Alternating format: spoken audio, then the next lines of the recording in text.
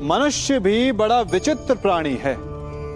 अपनों से नीचे के स्तर के लोगों को वो हे दृष्टि से देखता है, उनका उपहास उड़ाता है, उनसे बार बार कहता है कि तुम्हारा कुछ नहीं हो सकता, तुम भविष्य में कुछ नहीं कर पाओगे। जब मनुष्य के पास धन, संपत्ति, मान होता है तो वो दूसरों का आदर नहीं करता, परंतु वो एक बात भूल जाता है कि उससे भी अधिक शक्तिशाली कोई अस्तित्व में है, और वो है समय, काल। काल अपना चक्र कब बदलेगा ये कोई नहीं जानता। समय अपनी करवट कब लेगा ये कोई नहीं जानता। कोयला भी समय के साथ साथ हीरे में परिवर्तित हो जाता है। इसलिए जीवन में कभी भी किसी का भी उपहास नहीं उड़ाना चाहिए।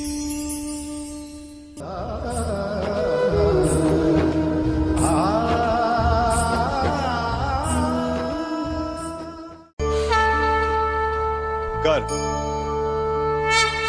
अभिमान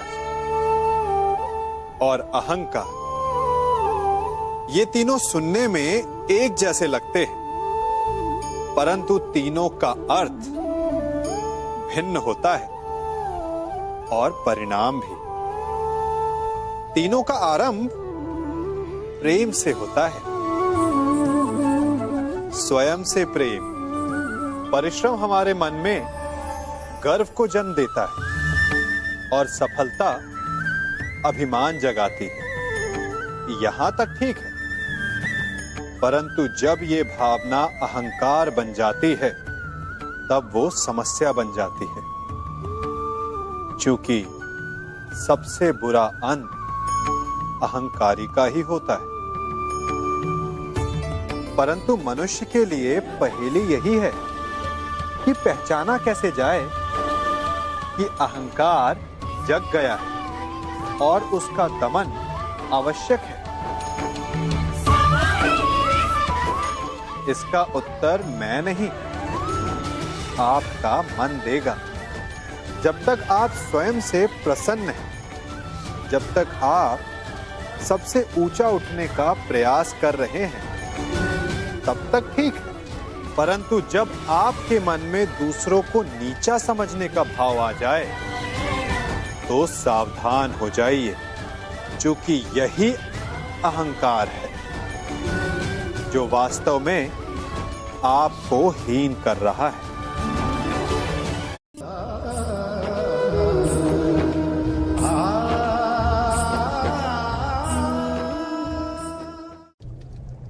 हमारा शरीर प्रकृति का एक महान आविष्कार है।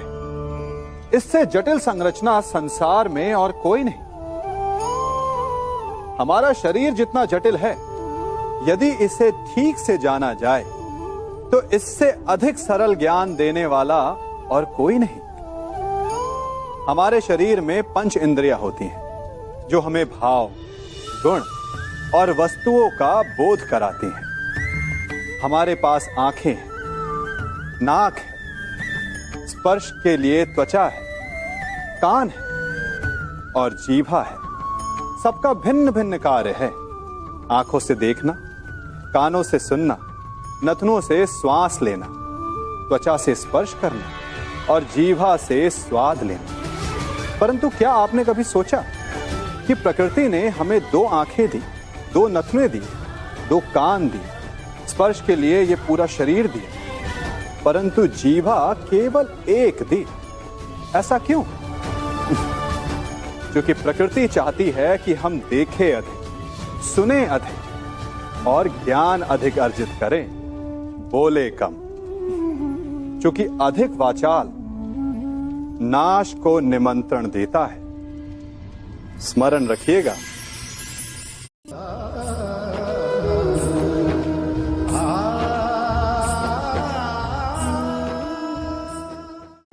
मनुष्य की सबसे बड़ी दुर्बलता क्या होती है? सोचिए। धन, प्रेम, अहंकार। मनुष्य की सबसे बड़ी दुर्बलता होती है उसके रहस्य। चाहे आप कितने भी शक्तिशाली क्यों ना हो, कितने भी प्रबल क्यों ना हो, परंतु उसके रहस्य उसके नाश की चाबी होती है। इसलिए यदि प्रबल रहना है, शक्तिशाली रहना है, समर्थ रहना है, तो अपने रहस्य को किसी को भी ना बताएं, ना मित्र को और ना ही शत्रु को, क्योंकि समय पड़ने पर कब कौन शत्रु हो जाए ऐसा कहना संभव नहीं। विभीषण को रावण के अमृत कुंड का ज्ञात था, इसीलिए प्रभु श्री राम रावण का वध करने में सफल हो सके। इसलिए उचित यही है कि आप अपने रहस्य को स्वयं तक ही सीमित रखें।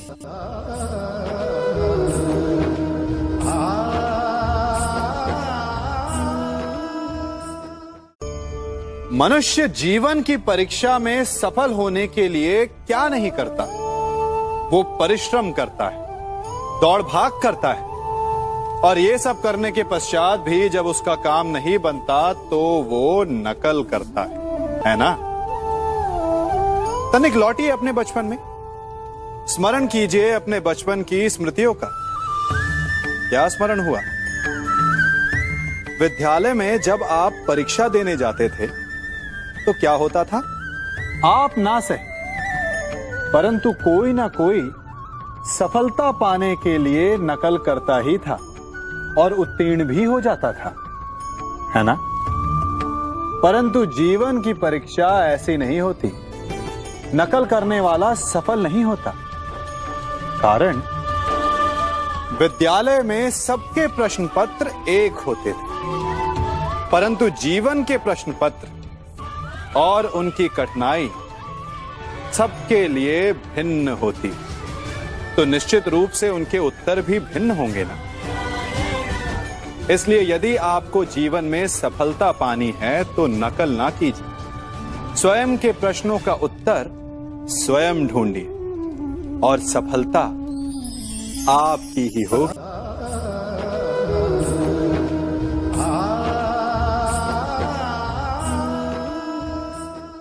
जब सागर का जल वाष्प बनकर उड़ता है तब वो हमें दिखाई नहीं देता। मेघ उस जल को अपने भीतर छिपा लेते हैं, लंबी यात्रा करते हैं, प्रयास करते हैं कि वो जल सदा उनके भीतर छिपा रहे, परंतु जब वायु का वेग उन्हें उड़ाकर किसी पर्वत से ले जाकर के टकरा देता है तब उन मेघों को बरसना ही पड़ता है, क्योंकि यही नियति है, यही प्रकृति है। क्योंकि जल को सागर में जाकर मिलना ही है। ठीक ऐसा ही हमारे साथ भी होता है। हम सत्य को अपने मन के मेघों में चाहे जितना छिपाने का प्रयास कर लें, परंतु समय की आंधी उसे वास्तविकता के पर्वत से ले जाकर के टकराकर हमारे समक्ष ले ही आती है। जिस भय के कारण आप सत्य को सामने नहीं लेकर आना चाहते, एक दिन वही भय हमारे समक्ष आकर खड़ा हो जाता है और फिर हम लाचार हो जाते हैं, क्योंकि हमने उस भय का सामना करने की तैयारी नहीं की होती। इसलिए सत्य से भागे नहीं, उसे छिपाए भी नहीं, उसे स्वीकार करें। भविष्य की बड़ी विपत्ति से बच जाएंगे।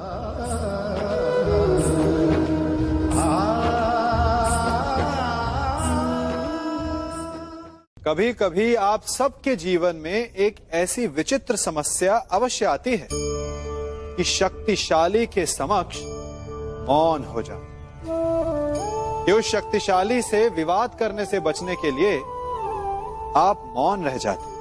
मानता हूं ऐसा करने से आप एक विवाद से बच जाते, एक संघर्ष से बच जाते, परंतु ऐसा बचाव एक बड़े संघर्ष को जन्म दे देता है। कैसे? हमारा मौन रहना अनजाने में उसका समर्थन बन जाता है और वो स्वयं को अधिक शक्तिशाली अनुभव करता है, और यहां से हमारा दमन प्रारंभ हो जाता है। एक के बाद एक हम अन्याय में अनचाहे रूप से सम्मिलित होते चले जाते हैं। तो इसका तोड़ क्या है? ये समझने के लिए ये जानना आवश्यक है कि ऐसी कौन सी बात है जो आपको विरोध करने से रोकती है। ये सामने वाले की शक्ति नहीं जो आपको रोकती है, ये आपके भीतर छिपा भय है जो आपको रोकता है। हाँ, कभी कभी भय आपकी सुरक्षा अवश्य कर सकता है, परंतु साथ साथ ये भी जानना आवश्यक है कि ये भय ही है जो आपको मौन भी रखता है। इसलिए अपने मन से भय को निकालिए और खुलकर अनीति का, अन्याय का विरोध कीजिए, और फिर देखिएगा आपका मन कितना मुक्त, कितना हल्का अनुभव करेगा।